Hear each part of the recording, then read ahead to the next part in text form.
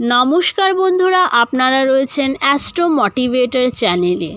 আজকে আমাদের আলোচনার বিষয়বস্তু হলো যে কোন যোগে জন্মগ্রহণকারী ব্যক্তিদের স্বভাব, চরিত্র, আচার আচরণ, ভাগ্য কীরকম হয়ে থাকে।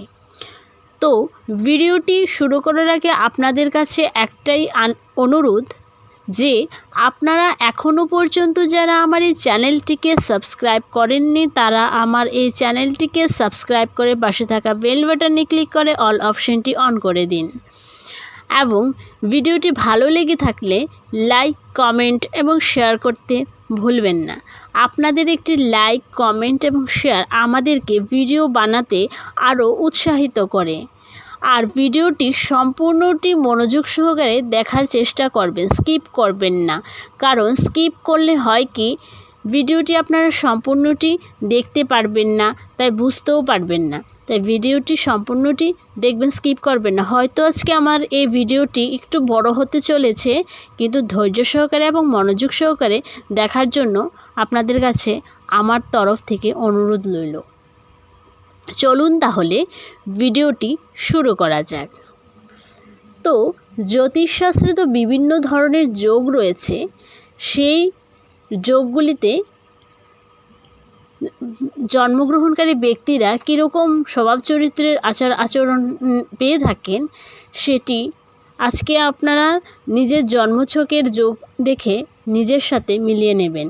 জ্যোতিষশাস্ত্র অনুযায়ী তারিখ, বার, করণ ও রাশি দ্বারা ব্যক্তির স্বভাব চরিত্র নির্মিত হয়। এই সমস্ত কিছু মিলে তৈরি হয় নানান শুভ এবং অশুভ যোগের। এই যোগের প্রভাব পড়ে ব্যক্তির জীবনে। কোন যোগে জন্মানো ব্যক্তির স্বভাব চরিত্র কেমন হয় তা আমি প্রথম যে যোগটি কথা আলোচনা করছি সেটি হচ্ছে বিষকুম্ভ যোগ।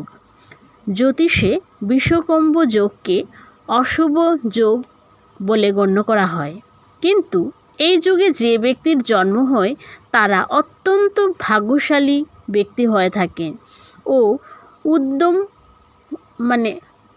উদ্যমী হয়ে থাকেন। তার মধ্যে খুব একটা কাজ করার যে প্রবণতাটা সেটা খুব ভালো দেখা যায়।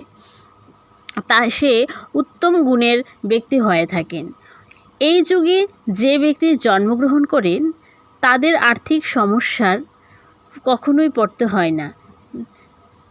এই যুগের প্রভাবে সমস্ত ধরনের সাংসারিক সুখ তিনি কিন্তু লাভ করেন।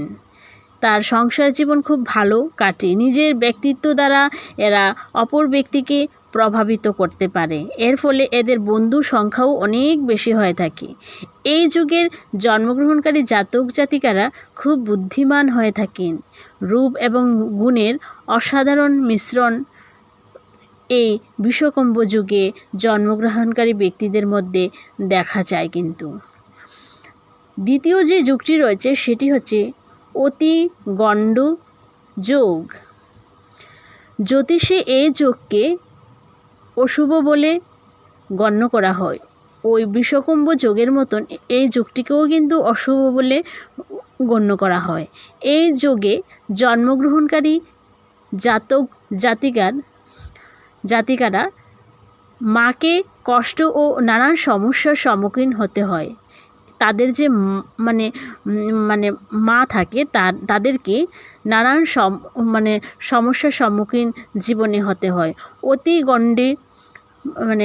গণ্ডান্ত যোগ সৃষ্টি হলে যদি অনেকের জন্মছকে সেটি হয়ে থাকে, অতিগণ্ডে গণ্ডান্ত যোগ বলা হয়, সেটি যদি সৃষ্টি হয়ে থাকে, এই যুগে কোনো জাতক জাতিকার জন্ম হলে সে হত্যাকারীও হতে পারে। সে জীবনে কাউকে হত্যাও করতে পারে। তারপর তৃতীয় যে যোগটি কথা বলবো সেটি হচ্ছে শূল যোগ। শূল যোগে জন্মগ্রহণকারী ব্যক্তিরা ধর্মীয় প্রবৃত্তি সম্পন্ন হয়ে থাকেন। শাস্ত্রে রুচি থাকে, তাদের শাস্ত্র, ধর্মে এবং শাস্ত্রে এদের রুচি থাকে। এরা অত্যন্ত জ্ঞানী হন, যজ্ঞ ধর্মকর্ম করতে জানেন এই জাতক জাতিকারা। তারা খুব আধ্যাত্মিক হয়ে থাকে বলে এইসব গুণাবলী তাদের মধ্যে থাকে। তবে এসব সত্ত্বেও এই যুগে জন্মগ্রহণকারী জাতক জাতিকাদের জীবনে দুঃখ ও কষ্টের আনাগোনা লেগেই থাকে। তারপর চতুর্থ যে যুগটির কথা বলবো সেটি হচ্ছে গণ্ডযোগ। শাস্ত্রমতে যে ব্যক্তি গণ্ডযুগে জন্মগ্রহণ করেন তারা নিজের জীবনে নানান ধরনের কষ্টের মুখোমুখি হন। এই যুগে জন্মগ্রহণকারী ব্যক্তিরা উচ্চতায় কম হয়, তারা একটু উচ্চতায় কমই হয় এবং মাথা বড় হয়। এরা শক্তিশালী ও ভোগবিলাসে রত থাকেন, জেদি স্বভাবের হন। গণ্ডযুগে জন্মগ্রহণকারী ব্যক্তিরা নিজের কথায় অটল থাকেন। এরা যদি যে কোনো কথা যদি দিয়েও থাকে কাউকে, সেটা নিজের কথায় তারা কথা রাখতে জানেন এবং নিজের সিদ্ধান্তে নিজের কথায় তারা অটল থাকেন। তারপর যে যোগটির কথা বলবো সেটি হচ্ছে বেগাত যোগ। এই যুগে যে ব্যক্তির জন্ম হয় সে সমস্ত ধরনের কাজে নিপুণ হয়ে থাকেন। এরা গুণী হন এবং সমাজে মান সম্মান লাভ করে থাকেন। শুধু তাই নয়, নিজের গুণ ও কাজের জন্য বিশ্ববিখ্যাত হন এই যুগের জন্মগ্রহণকারী ব্যক্তিরা। এরা সমাজে এদের খুব নাম থাকে তাদের। তারপর যেই যোগটির কথা বলবো সেটি হচ্ছে হর্ষণ যোগ। একে অত্যন্ত শুভযোগ বলে মনে করা হয়। এই যুগে জন্মগ্রহণকারী ব্যক্তিকেও ভাগ্যশালী মনে করা হয়। এরা আবার নানান জ্ঞান তাদের মধ্যে থাকে, নানান জ্ঞানের পরিপূর্ণ থাকে তারা। হর্ষণ যুগে জন্মগ্রহণকারী ব্যক্তি শাস্ত্রাজ্ঞ হন, নিজের সিদ্ধান্তে এরা অনড় থাকেন। তারপর আসছি ব্রজ যোগ। এই যুগে যাদের জন্মগ্রহণ করে থাকেন তারা শক্তিশালী হয়ে থাকেন, তারা ব্রজের মতো শক্তিশালী হয়ে থাকেন। নানান বিদ্যায় নিপুণ, অস্ত্র শস্ত্র চালাতে পটু হন। এই জাতক বা জাতিকাদের সাধারণত অর্থাভাবের সম্মুখীন হতে হয় না, তারা সাধারণত ধনী ব্যক্তি হয়ে থাকেন। তারপরে হচ্ছে সিদ্ধ যোগ। এই যুগে জন্মগ্রহণকারী জাতক জাতিকাদের যে কাজেই দেওয়া হোক না কেন তা সম্পূর্ণ করতে সক্ষম হন। এরা অন্যের সাহায্য করতে সবসময় প্রস্তুত থাকেন, তবে স্বাস্থ্য সমস্যা এবং কিছু কষ্ট ভোগ করতে হয় এদের। তারপর যে যোগটিতে আসছি সেটি হচ্ছে ব্যতিপাত যোগ। যে ব্যক্তি এই যুগে জন্মগ্রহণ করে সে ছোটবেলায় নানান সমস্যার মধ্য দিয়ে বেড়ে ওঠে।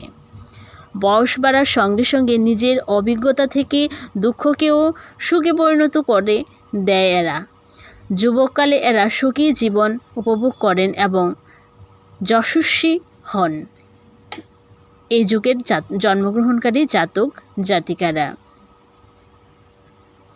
তারপর যে যোগটির কথা বলবো সেটি হচ্ছে বারিয়ন যোগ। এই যুগে জন্মগ্রহণকারী জাতক সঙ্গীত, নৃত্যশিল্প এবং বিভিন্ন ধরনের নানান কলার ক্ষেত্রে তাদের রুচি থাকেন। এই সমস্ত ক্ষেত্রে এরা যদি প্রচেষ্টা করলে তারা খুব নাম করে থাকেন। এই বারিয়ন যোগের জাতক জাতিকারা খুব শীঘ্রই তারা সফলতাও পেয়ে থাকেন এই যুগে যারা জন্মগ্রহণ করে। তো এই ছিল আজকে আমাদের আলোচনা। ভিডিওটি ভালো লেগে থাকলে লাইক, কমেন্ট এবং শেয়ার করতে ভুলবেন না। দেখা হবে আবার অন্য কোনো ভিডিওতে, অন্য কোনো আলোচনায়। ততদিন সুস্থ থাকবেন, ভালো থাকবেন। ধন্যবাদ।